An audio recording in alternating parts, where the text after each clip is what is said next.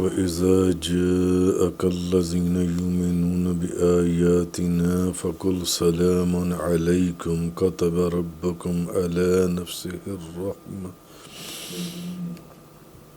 اور جب آپ کے پاس وہ لوگ آئیں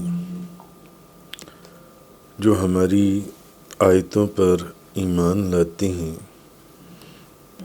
تو آپ کہیں تم پر سلام ہو، تمہارے رب نے محض اپنے کرم سے اپنے اوپر رحمت کو لازم کر لیا ہے۔ أَنَّهُ مَنْ عَمِلَ مِنْكُمْ سُوءًا بِجَهَالَةٍ ثُمَّ تَابَ مِنْ بَعْدِهِ وَأَصْلَحَ فَأَنَّهُ غَفُورٌ رَحِيمٌ۔ کہ تم میں سے جس کسی نے نا واقفیت کی وجہ سے کوئی برا کام کر لیا پھر اس کے بعد توبہ کر لی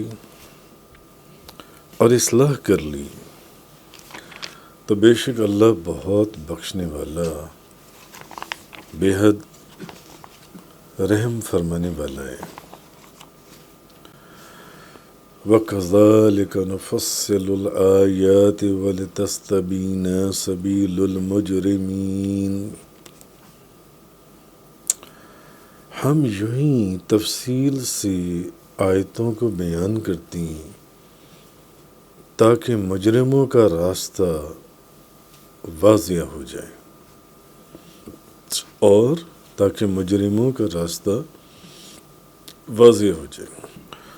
اب اس میں اللہ تبارک و تعالیٰ نے فرمایا، اب ذکر ہو رہا ہے ان لوگوں کا، وہ مقدس گروہ جن کے شب و روز، جن کا ہر لمحہ اللہ کی ذکر میں گزرتا ہے، جن کے رات اور دن، ہر وقت، ہر سانس اللہ کے ذکر میں صرف ہوتا ہے، ان کے دل نور، اللہ کی جو ایمان کا نور ہے اس سے منور ہیں۔ اب ان کی عزت افزائی کا ذکر ہو رہا ہے، ان کی عزت افزائی کا سامان کیا جا رہا ہے۔ یعنی کل کے بیان میں آپ نے پڑھا ہوگا کہ کچھ فقراء بھی بیٹھتے تھے، کچھ غریب اور مسکین صحابہ کرام بھی بیٹھتے تھے، تو کچھ لوگوں نے اعتراض کیا تھا، عمراء نے، کہ یہ کیوں بیٹھتے ہیں، اگر یہ نہ بیٹھیں تو ہم آ کر بیٹھیں۔ تو کیا ہوا کہ وہ پھٹے پرانے لباس میں ملبوس ہیں اور دال روٹی کے علاوہ اور کوئی چیز ان کو میسر ہی نہیں، مگر اللہ کے نزدیک ان کی شان ہی ہے۔ اب آگے ذکر ہو رہا ہے، وہ تو ایک ڈائریکشن تھی نا کہ انہوں نے کہا کہ بھئی یہ آپ کے پاس بیٹھتے ہیں تو اگر آپ ان کو اٹھا دیں تو پھر ہم بھی آپ کے پاس بیٹھیں گے یا رسول اللہ۔ تو اب بھلے وہ دال روٹی کے اوپر گزارا کرتے ہیں، پرانے لباس پہنتے ہیں، مگر اللہ کے نزدیک ان کی شان یہ ہے کہ اے محبوب، اب تاجدار دو جہاں، شاہ سوار لامکاں، مالک زمین و آسماں، روح کن فکاں، اللہ تعالیٰ اپنے محبوب کو فرما رہا ہے کہ محبوب اللہ کے نزدیک ان کی شان یہ ہے کہ جب وہ آپ کی خدمت میں حاضر ہوں تو آپ پہلے انہیں سلام فرمائیں، جب وہ آپ کی خدمت میں آئیں تو آپ پہلے انہیں سلام کریں اور آپ انہیں دعا دیجیے کہ تمہارا دین، تمہاری دنیا اور تمہارا اٹھنا بیٹھنا، یعنی دین و دنیا، ہر قسم کی مصیبتوں، تکلیفوں سے محفوظ رہے گا، آپ انہیں دعا دیں۔ تو نبی پاک صلی اللہ علیہ وسلم آپ کا ارشاد ہے، قرطبی شریف کے اندر ہے، الحمدللہ الذی جعل فی امتی من امرنی ان ابدأہم بالصلاۃ۔ اللہ کا شکر ہے کہ اس نے میری امت میں ایسے لوگ بھی پیدا فرمائے، اللہ کا شکر ہے کہ اس نے میری امت کے اندر ایسے لوگ بھی پیدا فرمائے جنہیں پہلے سلام کرنے کا مجھے حکم فرمایا گیا ہے۔ کہ محبوب جب وہ لوگ آپ کی خدمت میں آ جائیں تو آپ ان کو سلام کہیں. وہ خوش نصیب ہیں جن کے لیے اللہ نے اپنی رحمت کا دامن پھیلا دیا. تو یہ وہ لوگ ہیں اگر ان میں سے کوئی غلطی، کوئی بھولے سے کوئی غلطی کر بیٹھتا ہے اور پھر اس کو ندامت ہوتی ہے اور پھر وہ توبہ کرتا ہے اور اپنے کردار کو درست کرتا ہے تو اللہ تعالیٰ اس کے گناہ بخش دیتا ہے اور اس پر رحمت فرماتا ہے. تو اصل میں ایک حدیث میں آپ کے سامنے عرض کرتا ہوں، امام مسلم شریف کی حدیث ہے کہ عائض بن عمر بیان کرتے ہیں کہ حضرت سلمان، حضرت صہیب اور حضرت بلال کے پاس چند لوگوں میں حضرت ابو سفیان آئے. اب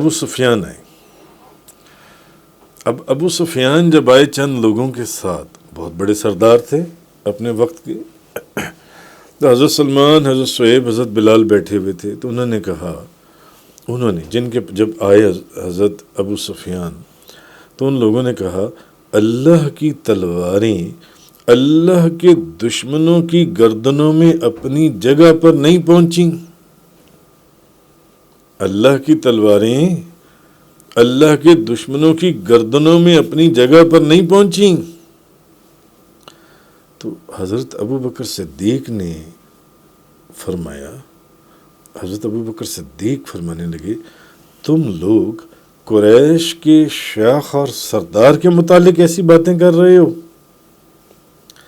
پھر حضرت ابو بکر صدیق نبی کریم صلی اللہ علیہ وسلم سے جب ملاقات ہوئی تو ان سے یہ سارا ماجرا سنایا. حضرت ابو بکر صدیق نے نبی پاک صلی اللہ علیہ وسلم کے پاس جا کر یہ تو آپ نے فرمایا، نبی پاک صلی اللہ علیہ وسلم نے، ابو بکر تم نے وہ جو فقراء، غریب، مسکین صحابہ کرام تھے جنہوں نے ابو سفیان کو دیکھ کر یہ کہا، انہوں نے کہا کہ اللہ کی تلواریں اللہ کے دشمنوں کی گردنوں میں اپنی جگہ نہیں پہنچی، اور تم نے آگے سے یہ کہہ دیا کہ تم لوگ قریش کے شیخ اور سردار کے متعلق ایسے باتیں کر رہے ہو. تو حضور فرمانے لگے ابو بکر تم نے ان فقراء صحابہ کو ناراض کر دیا. اگر تم نے ان کو ناراض کیا تو تم نے اپنے رب کو ناراض کیا. اب جب یہ بات حضرت ابو بکر نے سنی تو حضرت ابو بکر ان کے پاس گئے اور کہا ہے میرے بھائیو، میں نے تم کو ناراض کر دیا، میں نے تمہیں ناراض کر دیا. انہوں نے کہا نہیں اے میرے بھائی ابو بکر، یعنی اللہ آپ کی مغفرت فرمائے. تو اس سے معلوم ہوا کہ نیک مسلمانوں کا بھی احترام کرنا چاہیے، نیک مسلمانوں کا. کیوں؟ کیونکہ جس بات سے انہیں غصہ آئے یا جس بات سے ان کو کوئی تکلیف ہو اس سے اجتناب کرنا چاہیے. تو یہ تو نیک لوگ، تو پھر اولیاء اللہ کا مرتبہ اور مقام کیا ہے.